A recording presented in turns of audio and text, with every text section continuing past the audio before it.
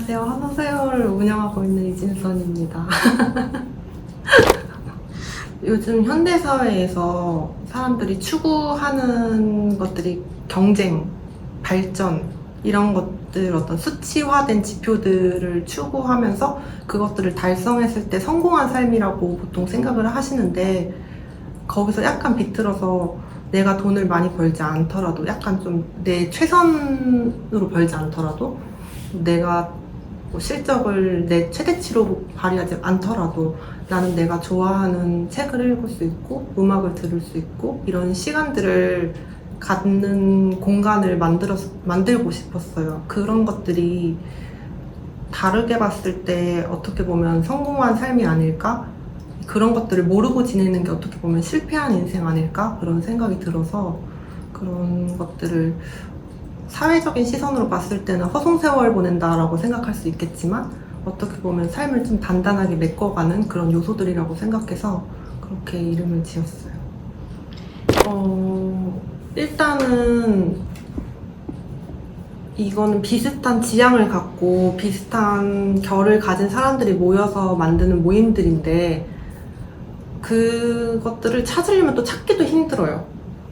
그래서 좀 알려져야 이런 모임이 있구나라는 걸 사람들이 알 수가 있으니까 그래서 선택을 하게 됐어요. 저는 얼마 전에 제가 정치적 지향에 대해서 어떤 매체를 통해서 이야기를 한 적이 있었어요. 그리고 어떤 분께 일침을 받았어요. 애기야. 그러니까 그분이 말씀하시는 거는, 애기 일로 와. 그러니까 모임을 운영하는 사람? 그런 장으로서는 중립을 지켜야 하는 거 아니냐 하는 말씀을 하셨는데 제가 그분한테 했던 말이 기분 나쁘셨다면 그건 굉장히 죄송하다. 그러나 저는 중립을 지키면 안 되는 사람이다. 그런 이야기를 했어요. 왜 그러냐 하면 여기는 사람들이 쉬러 오는 공간이란 말이에요. 내가 굳이 시간을 내서 굳이 어떤 활동을 하러 오는 공간인데 여기에서조차 나와 결이 맞지 않는 사람들을 만나서 사회생활을 해야 한다면 그건 낭비 아닐까? 라는 진정한 나를 위한 시간이 아니라 낭비가 아닐까? 그런 생각이 들었고 그러면 일단 저랑 결이 맞아야 돼요. 일단 저랑 결이 맞아야 되고 그래서 저의 지향에 대해서 얘기를 해야 돼요. 저는 어떤 정치적 색깔을 가지고 있고 문화적으로는 어떤 거를 지향하고 여성을 존중하고 아이를 존중하고 동물을 사랑하고 이런 사람들과 만나고 싶다라고 얘기를 해야 나도 저 사람과 동의해 라는 사람들이 모이기 때문에 서로 피곤하지 않거든요. 그래서 그 사람들이 진짜 쉬는 시간을 갖게 될 수 있고 그래서 저의 소신을 이렇게 밝혀야 한다라고 생각을 하고 있어요. 그래서 그분께도 그렇게 말씀을 드렸거든요. 그래서 여기는 처음에는 조금 다양한 사람들이 왔지만 요즘에는 비슷한 사람들이 많이 와요. 비슷한 사람들이 많이 오시고 오셨는데 만약에 결이 진짜 너무 안 맞는다, 다른 사람들이 피곤해한다라는 분이 계시면 제가 그분께 따로 말씀을 드려서 다음 모임부터는 받지를 않아요. 그 승부욕이 강했어요. 그래서 공부를 좀 잘했거든요. 승부욕이 강해서 성적을 잘 받고 싶어서 밤새 엄마 몰래 공부를 했었어요. 엄마가 좀 잘하고 해가지고 이불 뒤집어 쓰고 공부하고 약간 좀 그러다가 경기도 전역에서 오는 기숙사 학교에, 전교생 기숙사 고등학교에 가게 됐어요. 거기 50인 1실이거든요. 그러니까 군대보다 조금 더 타이트한 군대식 학교였는데 거기에서 제가 전교 5등으로 졸업을 해가지고 그 학교에 들어갔더니 355등인 거예요. 360명 중에 제 뒤에 5명 있는 거죠. 거기에서 약간 조금 성격이 많이 변했어요. 내가 오늘 밤에 자도 9등급이고 밤새 공부를 해도 9등급이구나. 그럼 그냥 공부하지 말자. 약간 이런 식으로 성격이 좀 변했어요. 지금도 제가 회사에서는 실적이 좋았거든요. 생각보다 일을 잘했어요. 근데 나오면 더 잘할 줄 알았죠. 근데 나와보니까 저는 위에서 좀 찍어 누르는 사람이 있어야 일을 잘하는 것 같아요. 그러니까 자영업을 하니까 좀 방만하게 운영하고 제멋대로 하고 좀 일 안 하고 약간 그런 것 같아요. 누가 지켜보는 사람이 있어야지. 첫 번째로 다녔던 회사가 제일 오래 그래봤자 2년이긴 한데 홍보대 행사 다녔어요.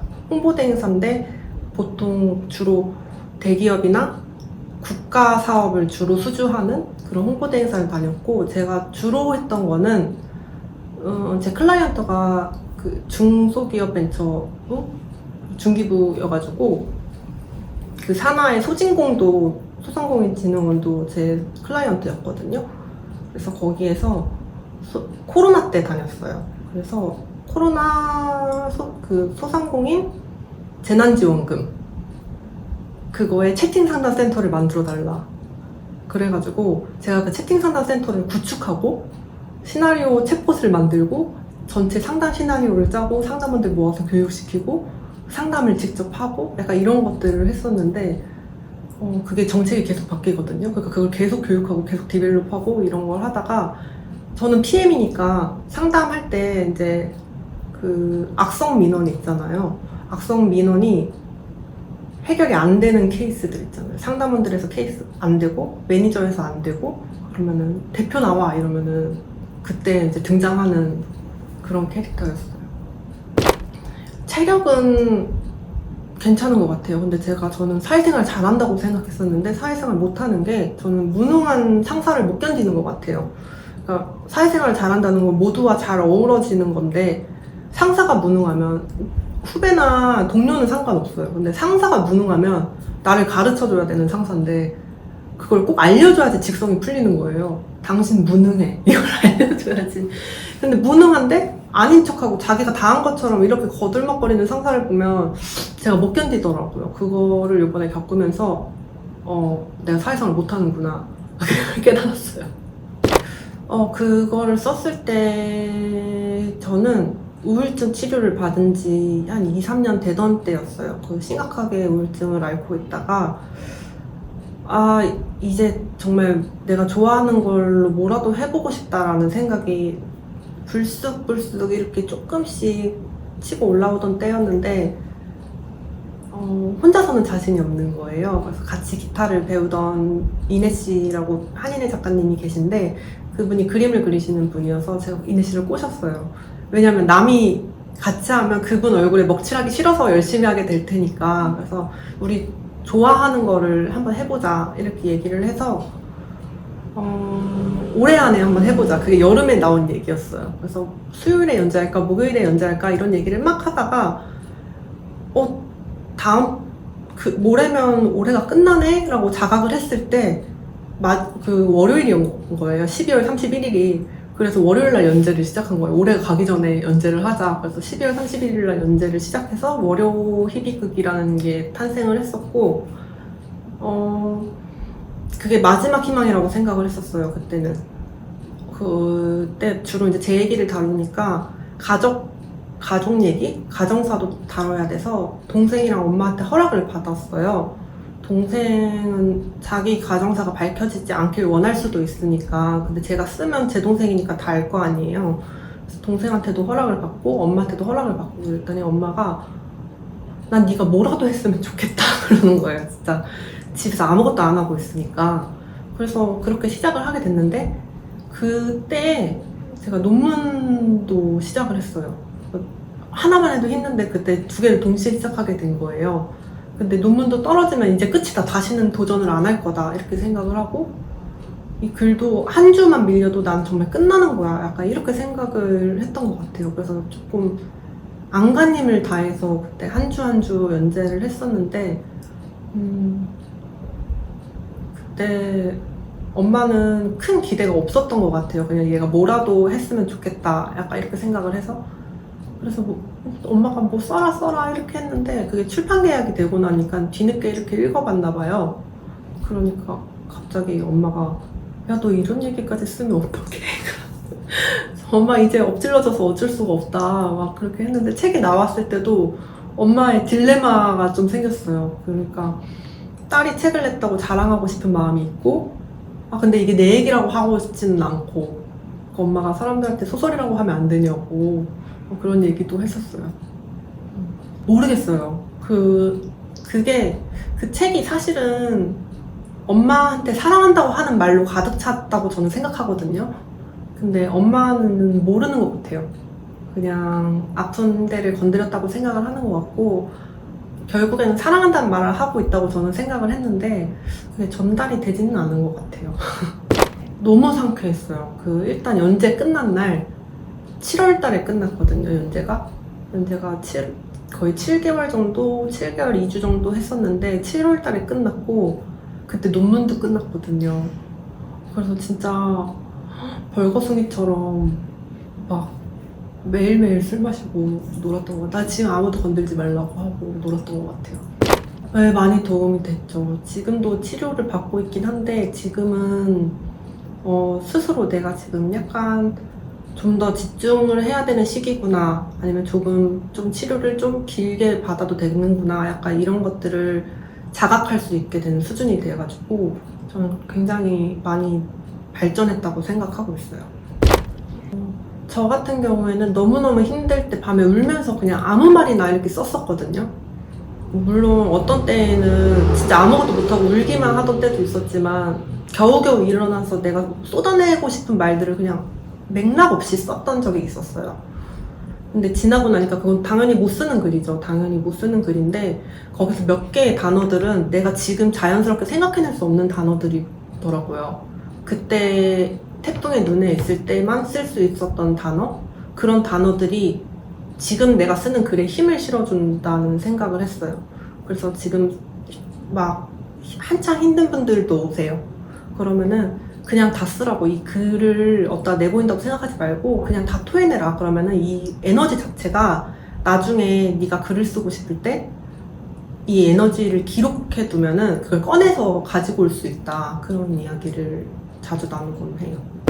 그런 분들도 계시고 그냥 쓰고 싶은 분들도 계시고 뭔가를 일기를 쓰고 싶은 분들도 계시고, 제가 컨셉 자체를 제가 대단한 작가도 아니고 막 그렇게 생각을 하기 때문에 막 엄청 고난이도의 글쓰기 수업이 아니고 그냥 조금씩 일기 같은 거를 매끄럽게 쓸 수 있고, 뭐 인스타그램 글을 멋들어지게 쓸 수 있고, 이런 정도의 컨셉으로 잡았기 때문에 뭔가를 끄적이고 싶은데 그게 어렵다 하시는 분들이 많이 오세요. 잘 하시는 분들은 제가 받을 때 신청품을 받는데 거기에 내가 책을 냈고 뭐 이런 게 써 있으면은 그냥 그 수업료로 카페 가셔서 글 쓰시는 게 훨씬 도움이 될 것 같다. 이렇게 말씀을 드려요. 아니요. 저는 진짜 커리어우먼이 되고 싶었어요. 드라마 영향을 많이 받아서 굿닥터였나? 지성 나오는 드라마 그거 보고 갑자기 의사가 되고 싶었었는데 수학을 못하는 거예요. 그래서 의사는 진즉 포기하고 이제 또 법정 드라마를 보고 변호사나 검사나 판사가 되고 싶다, 법조인이 되고 싶다, 막 그렇게 생각을 했고, 뭐 그게 아니더라도 대기업에서 막 이렇게 그게 환상이라는 걸 이제는 알지만 그때는 왠지 H라인 스커트를 입고 아메리카노 들고 이렇게 또각또각 걸어가는 게 되게 능력 있어 보이는 때였어서 나는 커리어우먼이 되고 싶다, 무조건. 좋은 대학에 가서 좋은 기업에 취직해가지고 멋지게 이렇게 살고 싶다, 이렇게 생각을 했었는데 그게 되게 운명처럼 다 어그러졌어요. 어그러져가지고 어릴 때부터 뭐 상장이나 이런 걸 다 찾아보면은 백일장도 많이 나가고, 뭐 과학의 날 행사를 한다 그럴 때 다른 거 안 하고 글짓기 하고 이런 정도는 있었거든요. 근데 뭐 이렇게 가까이 살게 될 줄은 몰랐어요. 결국에 이렇게 됐을 것 같다고 생각이 드는 게 제가 회사를 다녀봤잖아요.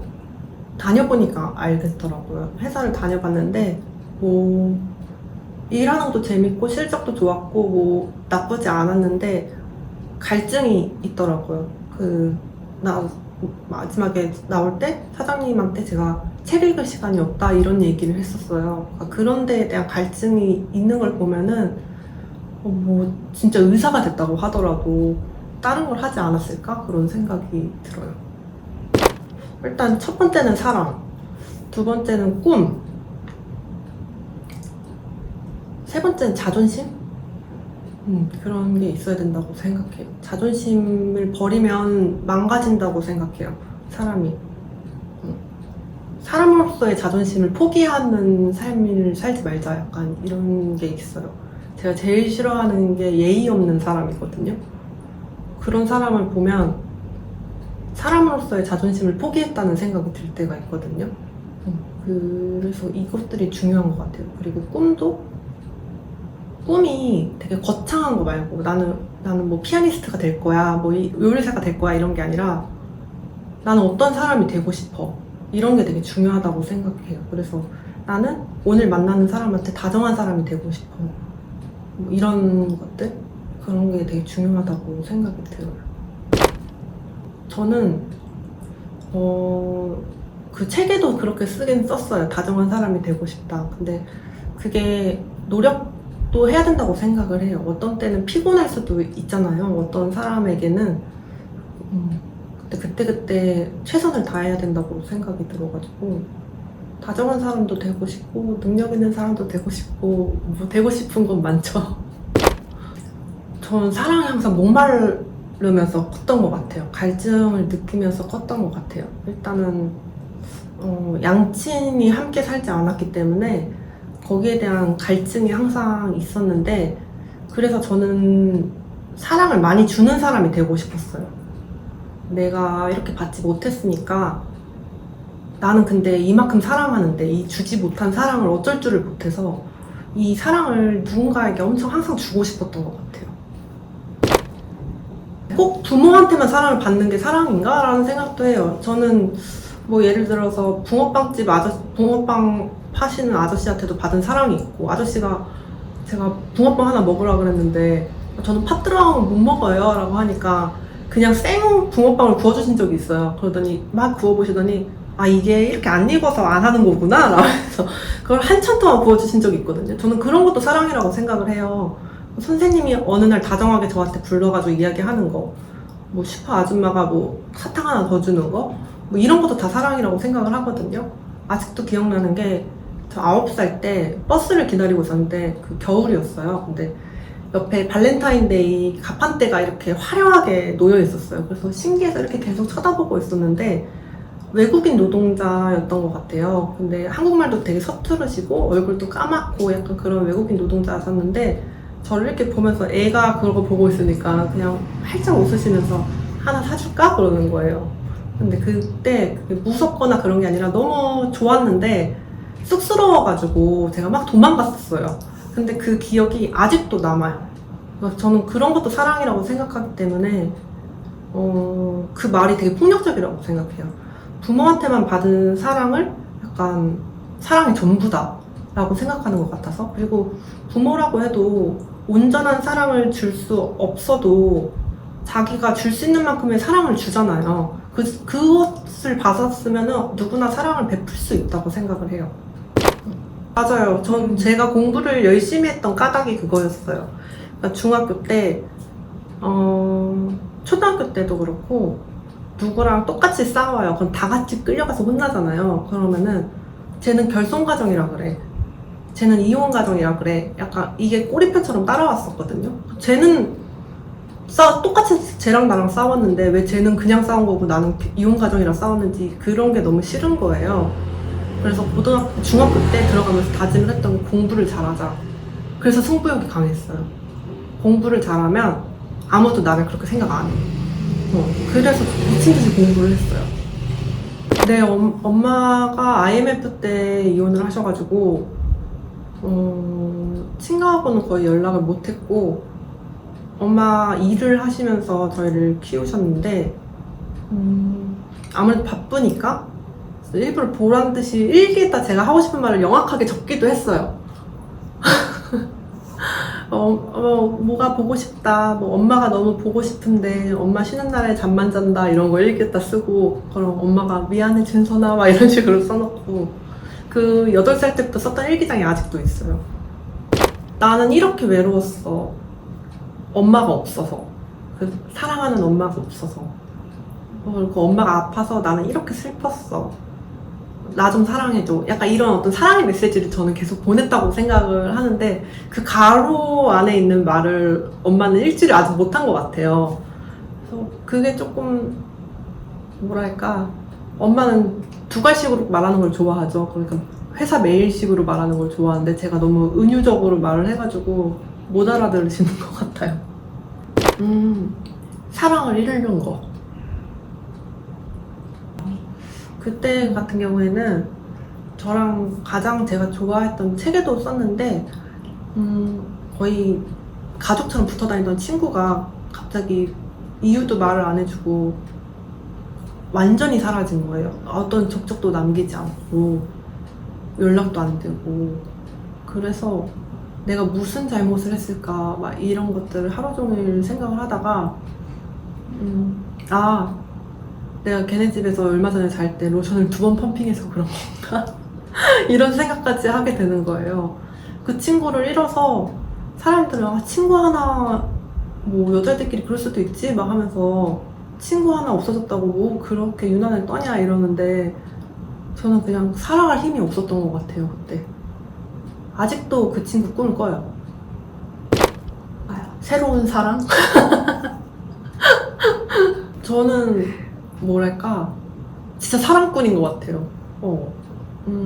제가 하루키 소설 중에 노르웨이의 숲 되게 좋아하거든요. 그 상실의 시대라는 책인데 같은 책이에요. 거기에서 미도리라는 인물을 되게 좋아해요. 근데 미도리가 자기의 사랑에 대해서 설명하는 장면이 나오거든요. 자기한테 사랑이란 무엇인가 라는 대목인데 내가 딸기 쇼트케이크가 먹고 싶어라고 말했을 때 네가 이걸 사와. 근데 내가 그걸 창밖에 던져. 그럼 네가 화내지 않고 내가 잘못했구나. 내가 초코 케이크를 사왔어야 됐는데 하고 초코 케이크를 다시 사오는 거. 그게 사랑이다. 이런 얘기를 해요. 그거 보는 순간 나 진짜 사랑받았구나. 그런 생각을 했었어요. 그런 연애를 20대 내내 했었고 그러다가 어느 순간에는 마음이 사막이 됐다고 생각을 했어요. 1년에 어떤 사건들을 겪으면서 마음이 사막이 됐다. 그래서 이제 무엇이 자라날 수 없는 상태가 되었다. 누군가를 나는 사랑 불능 상태가 되었다.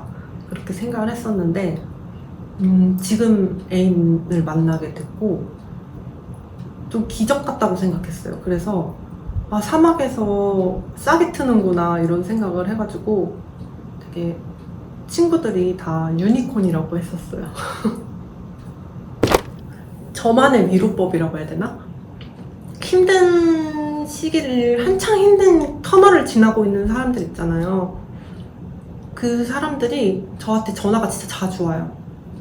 제가 힘들었던 걸 봤잖아요. 그러니까 이해가 안 가잖아요. 사람들이 우울증 환자를 보면 뭐가 저렇게 힘들까? 쟤는 뭐가 아쉬워서 저럴까? 쟤는 뭐 멀쩡하게 생겨가지고 뭐도 하고 뭐도 하는데 뭐가 우울해서 저럴까? 이렇게 생각을 하잖아요. 근데 저는 그 사람들이 저한테 전화 오는 이유를 알아요. 왜냐면 그 사람들이 제가 힘든 걸 봤으니까 저 사람은 이해해주겠지 하고 전화가 와요. 그러면은 이해해줄 수 있어요. 막 우는 거 한참 들어줘요. 한참 들어주고 그리고 해주는 말이 절대 지금 상황이 나아지지는 않는다. 지금 네가 내일 괜찮아지지 않고 이게 어떤 방법으로 해결될 수는 없다. 하지만 시간이 많이 흐르면 그게 언제라고 장담할 수는 없지만 분명히 나아진다. 나아지는데 그게 없었던 일이 되지는 않고 견딜만 해진다. 그런 얘기를 해요. 그 대신에 너처럼 힘들어하는 사람을 네가 이해해줄 수 있는 힘이 생긴다. 걔를 가짜로 이해하는 게 아니라 진짜로 위로해줄 수 있는 힘이 생긴다. 지금 이 시간을 통해서 그런 얘기들을 해주거든요. 그래서 지금 너무 터널에 계신 분들이 그냥 어떤 아이템을 만들어가는 시간이라고 생각을 하셨으면 좋겠어요. 나중에 내가 사랑하는 어떤 사람이 아플 때 그 마음을 진짜로 안아줄 수 있는 그런 어떤 힘을 얻어가는 시간이라고 생각을 하시면 좀 어떨까? 그런 생각이 들어요. 안녕하세요. 흥청망청 살고 싶은 이진선입니다.